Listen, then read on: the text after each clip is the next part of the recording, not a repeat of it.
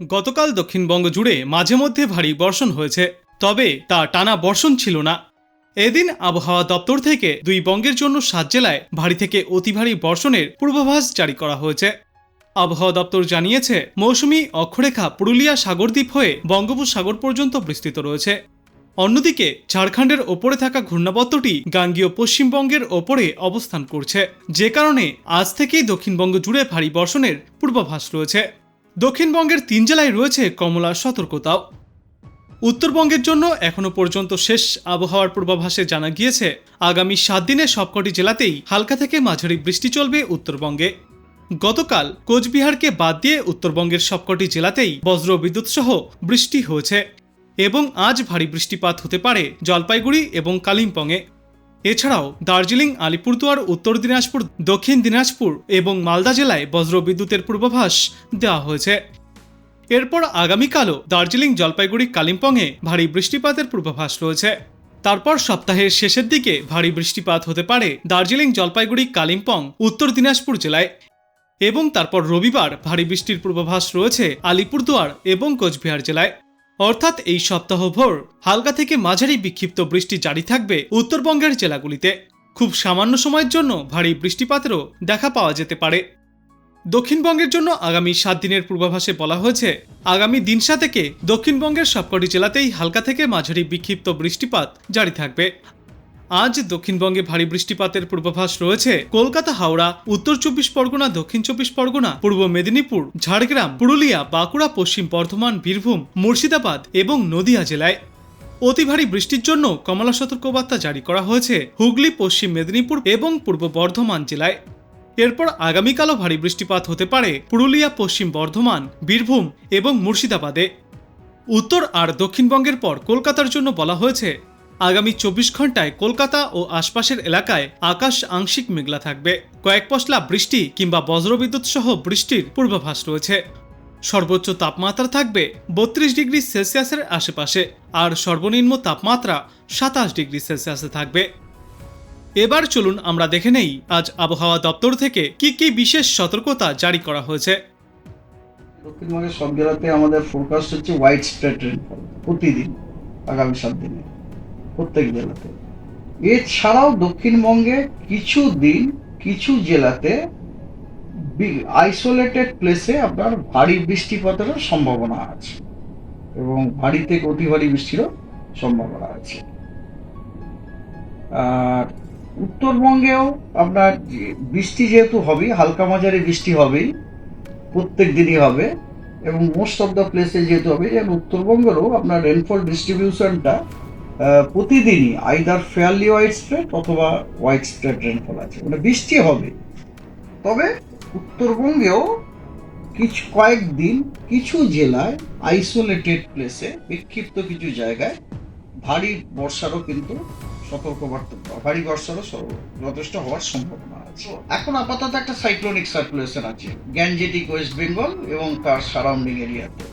হ্যাঁ, তো এই জন্যে আপনার দক্ষিণবঙ্গে প্রত্যেক দিন আমরা হোয়াইট স্প্রেড রেনফল আশা করছি এবং এই যে হোয়াইট স্প্রেড রেনফল যেটা, সেগুলো হচ্ছে সবই হালকা মাঝারি বৃষ্টি।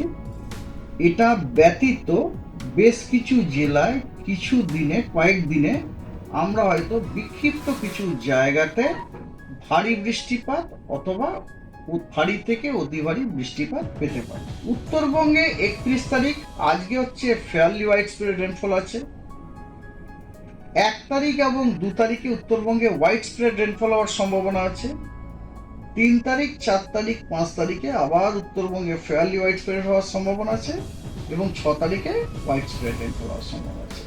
এবারে ওয়ার্নিং হচ্ছে এইরকম যে আজকে আপনার সমস্ত ডিস্ট্রিক্টে, পশ্চিমবঙ্গের সব ডিস্ট্রিক্টেই আজকে বজ্রবিদ্যুৎ সহ বৃষ্টির সতর্কবার্তা দেওয়া আছে, এক্সেপ্ট কোচবিহারটা বাদ দিয়ে সব জায়গাতে দেওয়া আছে।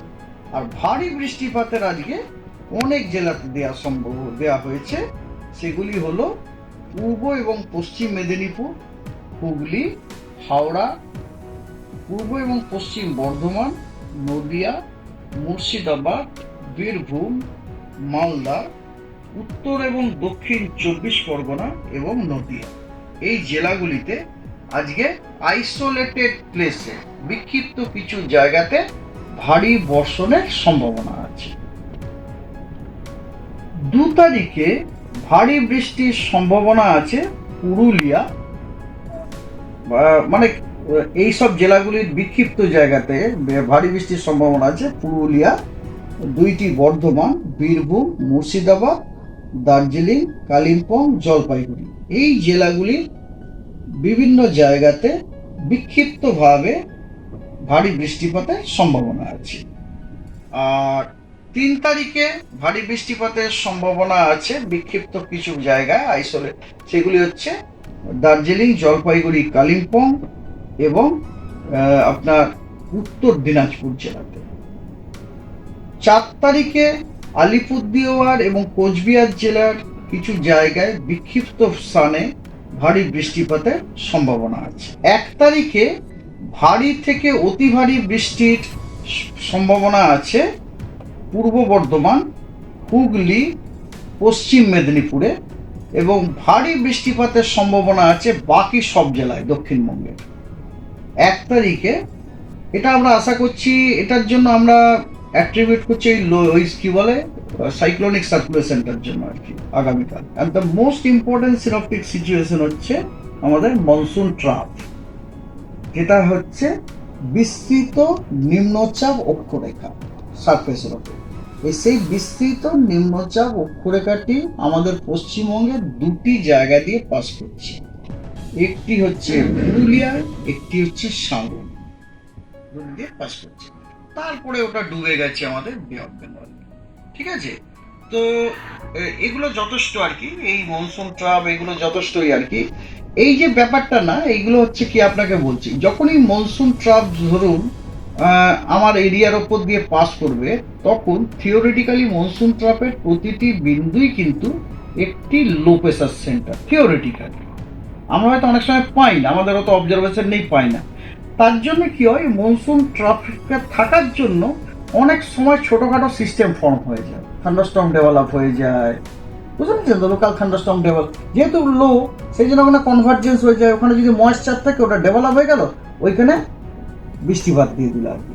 তো এই জন্য মনসুন ট্রাফ যখন থাকে তখন কিন্তু আমরা বৃষ্টিপাতটা পাই।